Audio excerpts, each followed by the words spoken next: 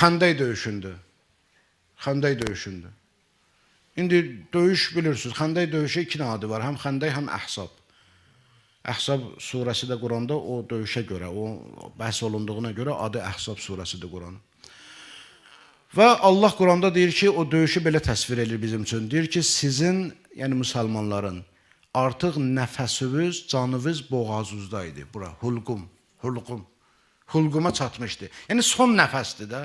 Son nəfəsdir, hulqum. Tarixdə yazır ki, Həzrəti Rəsulullah Xəndək döyüşündən qabaq əllərini qaldırdı. Dedi, Allahümmə intuhlaq hadihil isabə lən tu'bəd fil ard, lən tu'bəd fil ard. Dedi, ey Allah, əgər bu qoşun, bu ordu, bu İslam ordusu burada məğlub olsa, yer üzərində daha sənə ibadət edən olmayacaq. Deməli, İslamın müqəddəratıdır. Əmr ibn Əbdəvudla və döyüşün müqəddəratı da necə olduğu bilirsiniz. Həzrət Əli Əmr ibn Əbdəvuda qalib gələn kimi döyüş də qutardı. Onunla da qayıdıb getdilər.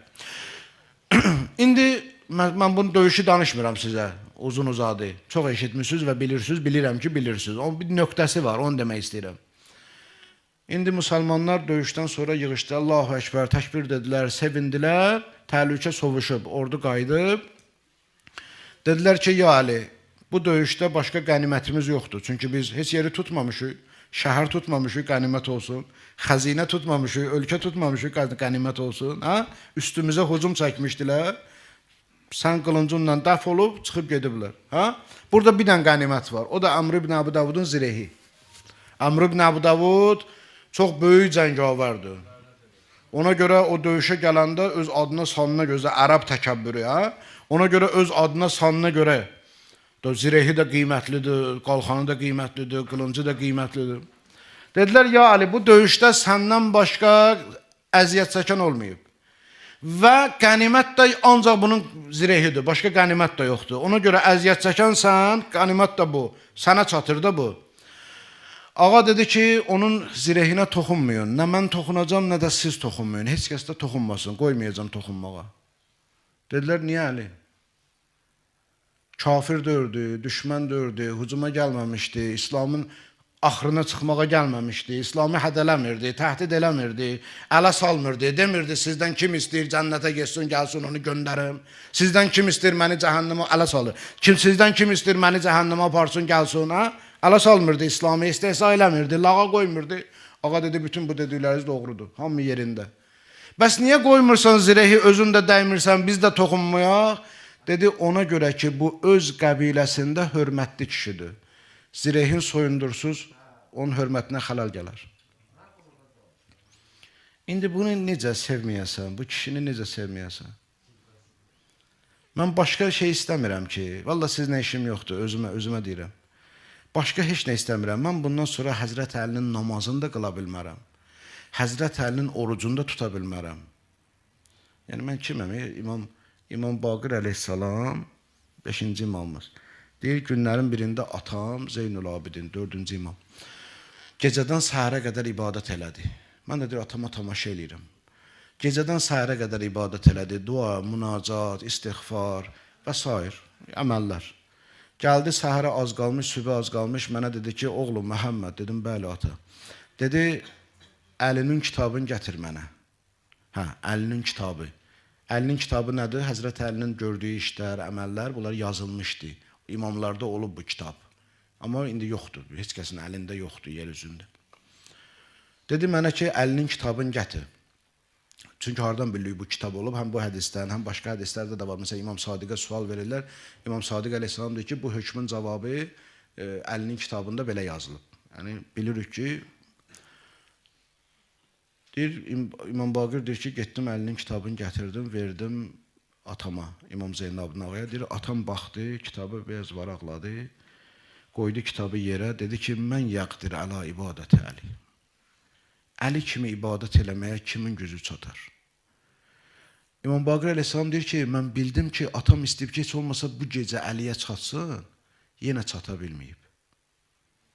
İstəyib heç olmasa bu gecə çatım, bir dən gecə Həzrət Əliyə bənziyim ibadətdə. Görüb ki, yenə çata bilmir. Ona görə kitabı qoydu yerə, dedi ki, mən yaqdir ələ ibadəti Əli. Heç kəs bacarmaz Əli kimi ibadətə, qüdrəti yoxdur. Mədinədə xurma bağları vardı.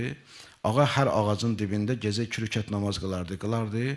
Sonda gecənin o axırıncı o 1 saat sübh namazına, gecə namazına qalmış, başlayardı orada Quran ayələrini oxumağa. Əllezîne yezkurunallaha qiyaman və qu'udan və ala cunubihim. O kəslər ki, ayaq üstə oturan, yəni hər halda Allahı zikr edərlər və deyərlər ki, ilahi, sən yeri və göyləri batil yaratmamısan. Bir nəfər Mədinəli gördü ağanı belə. Ağa bu ayəni oxudu ibadətdən sonra, qəşkələdi. Gördü bunu, gəldi tez Həzrət Əlinin evinə, qapını döydü. Xanım Zəhra qapının dalından dedi, kimsən? Dedi, filan kəs. Dedi, bu gecə bu vaxtı gəlməkdə məqsədin nədir? Dedi, xanım, kaş gəlməyəydim, çox pis xəbər gətirmişəm sənə. Həzrət Zəhra qapının dalından dedi ki, nə pis xəbər gətirmişsən? Nədir sənin gətirdiyin xəbər? Dedi ki, sənin əmin oğlu Əlini gördüm, Əli öldü. Xanım Zəhra dedi ki, sən mənim əmim oğlun harada gördün və necə gördün? Dedi, gördüm ki, o hər xurma ağacının dibində 2 rükət namaz qıldı. Ondan sonra bu ayələri oxudu, ağladı, özündən getdi.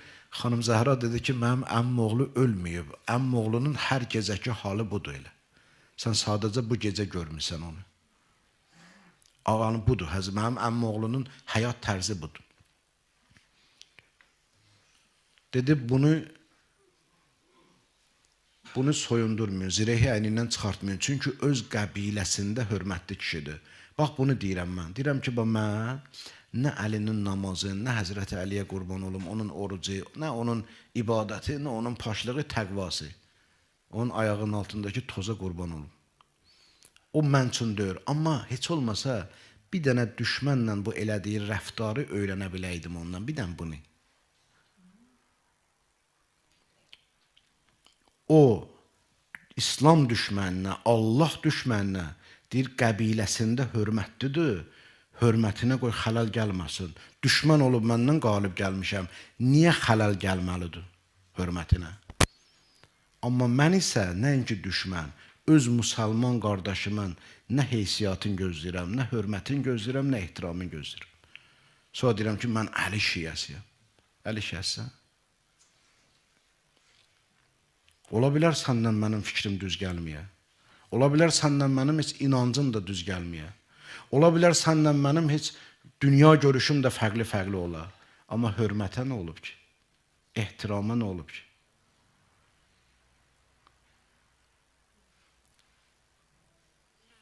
Öz din qardaşımı, iman qardaşımı bir məsələdə nədir onunla eyni fikirdə döyürəm, nə hörmət qoyuram, nə ehtiram qoyuram, təhqirin dalınca, nəinki hələ özün, ailəsin. Bu hansı dindir bu? Həzrəti Əli əleyhissalam bu dindən bəri idi, Peyğəmbər bu dindən bəri idi. Onlar bu cür din gətirməyib, onlar bu cür din çatdırmayıb, təbliğat eləməyiblər. Onların gətirdiyi din budur. Düşmənə belə deyir ki, bəli, düşməndir, öz yer. İndi elə bilirsiniz ki, o bizim Azərbaycan tarixində o kişilər ki var ki, indi də tarixdə misal olub, elə bilirsiniz, boş yeri olub. Elə Kərbəlayı İsmailin qissəsini bilirsiniz də. Kərbəlayı İsmail o vaxtı Sovet qurulanda Naxçıvandan Türkiyəyə keçəndə, üzr istəyirəm analardan, bacılardan, sizlərdən, amma tarixin yazdığıdır. Gəlini hamilə idi. Dedim, mən bu qaça-qaçda eləyə bilmərəm, bu gəlini aparım. Öz qan düşməninin evinə gətirir onu. Deyir ki, bu gəlinim səndə əmanət qalsın. Ya imkan tapıb özün əmin-əmanlıqla göndərərsən, ya özüm gələrəm, zaman düzələr, şərait düzələr, özüm gəlib apararam. O deyir, baş üstü. Madəm ki, əmanətdir, nə olsun, biz düşməni, gəlinim burada nə məsələ? Budur, indi bu boş yerə yaranıb, yox, onlar görüblər bu rəftarı Həzrəti Əlidən, görüblər Peyğəmbər və Ali Peyğəmbərdən. Görüblər bu rəftarı. İndi ardına bax, ardı gör nə qəşəngdir. Bunu Təbəri yazıb.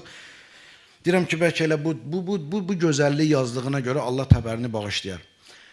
Bu, Əmr ibn Əbu Davudun bacısına xəbər getdi, çatdı. Dedilər, sənin qardaşını öldürüblər. Dedi, mənim qardaşımı? Əmr ibn Əbu Davudu öldürüblər.